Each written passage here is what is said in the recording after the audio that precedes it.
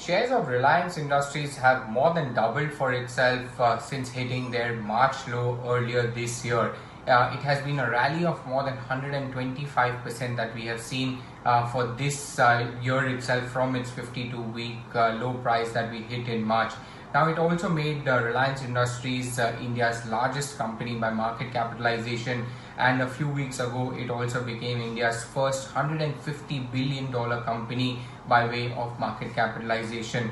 And as we all know, it has an important part to play as far as the Nifty catch-up is concerned to the global equities, because it is the largest weighted stock that we have on the Nifty. And as per the latest numbers or share price that we calculate the Nifty weightage, Reliance weight on the Nifty is now more than 12%.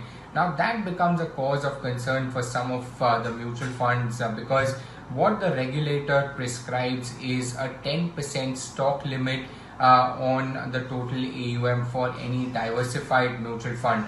Remember that index funds or sectoral funds or ETFs are excluded from this particular prescription, and that's the reason we see higher weightage in these particular funds as far as single stocks are concerned.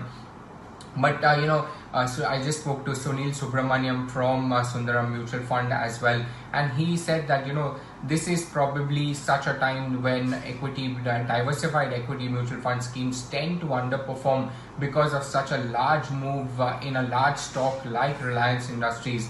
But at the same time, he also believes that this could be a double-edged sword as well, which could cut both ways. For instance, if there was a decline or a major decline in the stock of Reliance Industries, and the mutual fund schemes which have lesser exposure than 10% would actually stand to benefit from that. So what I actually did was come up with a list of equity diversified mutual funds in India which have less than 10% exposure to Reliance Industries and have underperformed so far this year itself. Let me start off with the Kotak Standard Multi-Cap Fund, which has an AUM of more than 25,000 crores, negative 9.6% return that it has delivered for this year, and it has exposure of 8.1% to Reliance Industries.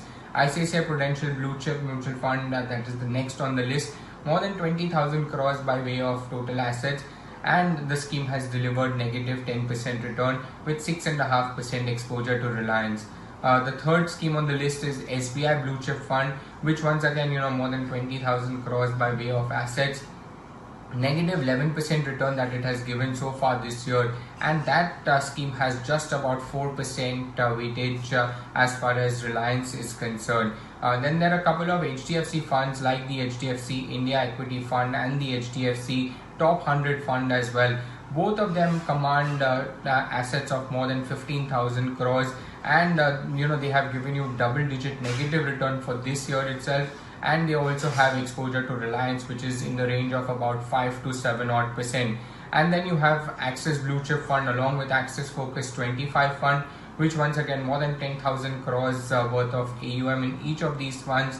They have given you negative return of anywhere between 9 to 11%, and they have exposure of about 7 to 8% each towards Reliance. And then you have the Motilal Oswal Multi-Cap Fund, which once again has more than 10,000 crores by way of AUM, 9.6% negative return that it has delivered so far this year with a 6.8% exposure towards Reliance Industries. And finally, you have the two Aditya Birla Sun Life mutual funds. One is their Frontline Equity Fund, and the other one is just the equity fund. Once again, underperforming for this year itself with as low as 2.6% exposure towards Reliance Industries.